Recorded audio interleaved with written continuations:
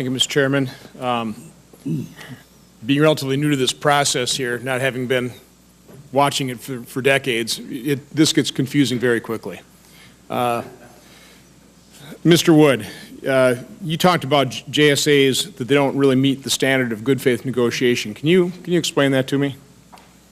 Well, the FCC yesterday decided that joint retransmission between allegedly separate licensees is a violation of that good faith bargaining duty because it allows a single entity, a single broadcaster, to control the negotiations for more than one broadcast outlet in the same market. And that leads to, according to small cable operators who typically serve rural customers and don't get quite the same discounts that the largest cable operators get, leads them to provide us with evidence that rates go up in that circumstance. Those rates flow on to consumers, and that's why we're concerned about it, just as the cable industry itself is. Mr. Smith, can you give us your perspective on that? Senator Johnson, there's two issues. One is joint selling of advertising, and the other is negotiating. Very often when my members negotiate with my friends here, they ask us to get together just out of economies of scale. I may have a few members who argue about our ability to jointly negotiate. When it comes to joint selling, I would just simply note, not that I wish it on cable, they do the same thing, but it's applied only to us.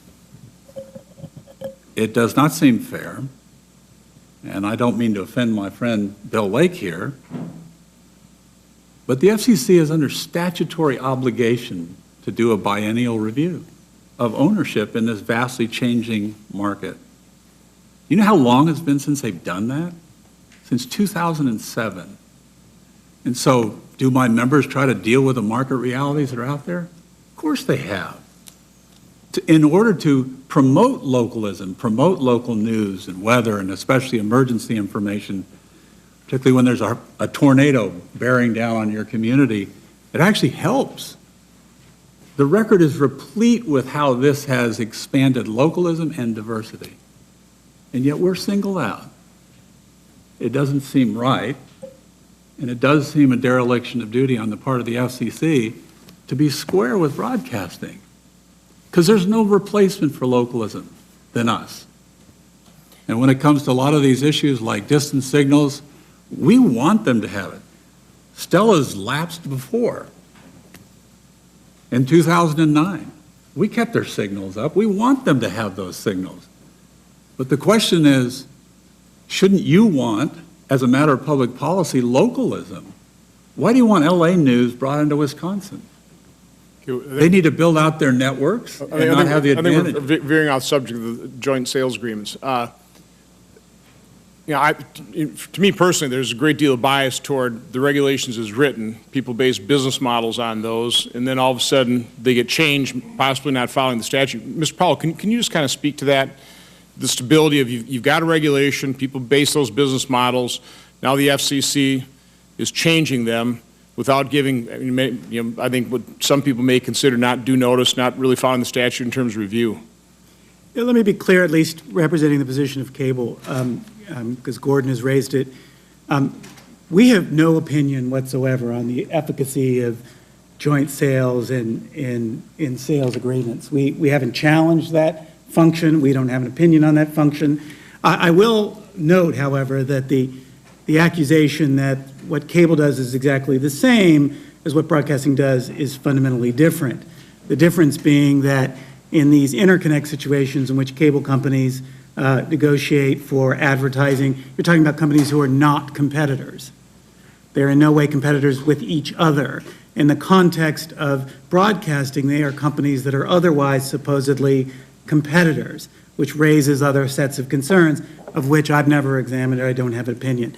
I do believe the FCC has an obligation to provide clear notice of what it's doing, but I really don't take an opinion on the dispute they're having with broadcasters over the local ownership rules. Well, again, having been with the FCC, do you think the FCC did they overstep their bounds here in this latest decision? With the decision they made that concerns our issue, I don't believe they've overstepped their bounds at all. I think they've had the obligation for decades to make sure that the good faith provision of retransmission consent is fully utilized and fully understood. And I think that their decision to prohibit joint negotiations in the top four is a natural extension of that authority. Okay, my time's up, I guess, Mr. Smith. I would just note for the record, Senator Johnson, that by my count, 85 joint sales service agreements have already been approved by the FCC that are now disallowed and have to be unwound. How do you attract investment to an industry when your regulator can change the rules ex post facto? A great injustice has been done to a lot of what has been done, and the FCC is already blessed. Senator Ayotte. Thank you, Mr. Chairman. I want to thank the witnesses for being here.